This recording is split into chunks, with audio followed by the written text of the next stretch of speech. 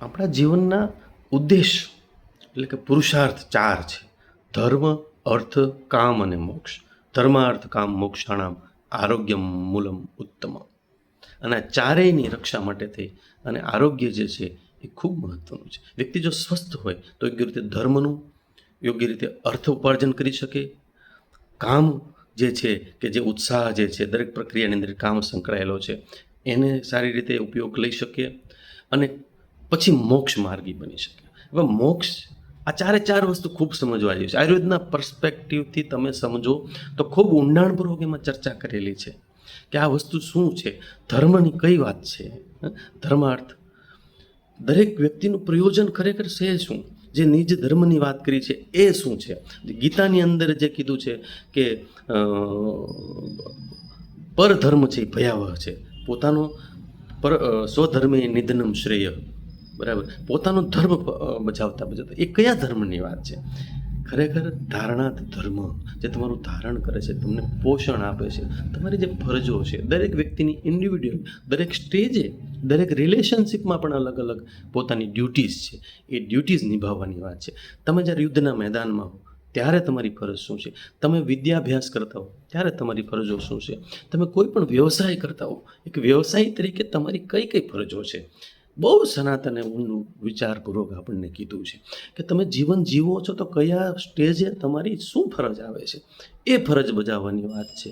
એક પિતા તરીકેની, એક પુત્ર તરીકેની, કે દીકરી તરીકેની, એક માતા પિતા તરીકેની તમારી શું ફરજો છે, એ ધર્મ આખી એક અલગ વ્યવસ્થાની, એક અલગ વિચારસરણીની, એક અલગ ચિંતન કરીને વિચારના એક લેવલની આ વાત છે. અર્થોપાર્જન પણ આટલું જ મહત્ત્વ આપ્યું છે. જો મોક્ષને છેલ્લું રાખ્યું છે, ખબર નહીં પુરાણોની ગતિમાં આપણે ક્યાં ભટક્યા કે આપણે બધું જ મોક્ષ પાપ અને પુણ્ય તરફ લઈ ગયા.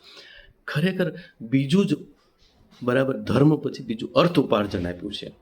યોગ્ય ઉંમરે દરેક વ્યક્તિએ જે છે એ વ્યવસાય કરીને અર્થ ઉપાર્જન ખૂબ જ મહત્ત્વનું છે.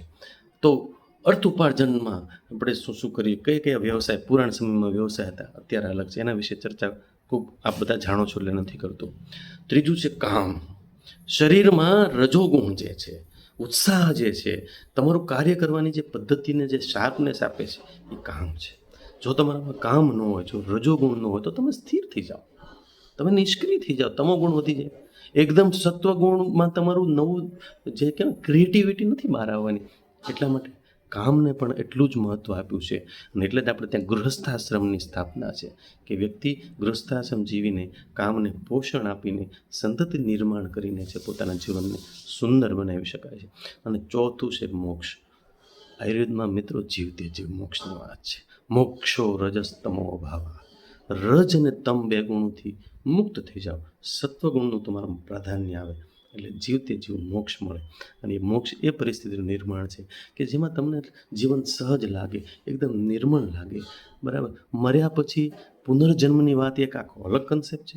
મર્યા પછી શું થાય છે કોઈને ખબર નથી, પણ મોક્ષની જે વાત છે આયુર્વેદના નિયમ મુજબ જે છે એ જીવતે જીવ એટલે રજસ્તમો અભાવાની વાત છે. એટલે આ ચાર પુરુષાર્થ છે આયુર્વેદની અંદર, ખૂબ સરસ એનું વર્ણન કરેલું છે. અને ચારેય પુરુષાર્થની પ્રાપ્તિ માટે સ્વસ્થ રહીને વ્યક્તિ આની પ્રાપ્તિ કરી શકે છે અને ખૂબ જ સુંદર મજાનું જીવન આવા જ્ઞાનથી અજ્ઞાનમય અંધકારને દૂર કરીને આપણે જીવી શકીએ છીએ. અમારો એ જ પ્રયત્ન છે કે આપણા જ્ઞાનરૂપી અજવાળાથી આપણા જીવનને ઉજાળી શકીએ, સુંદર બનાવી શકીએ. આભાર. Thank you.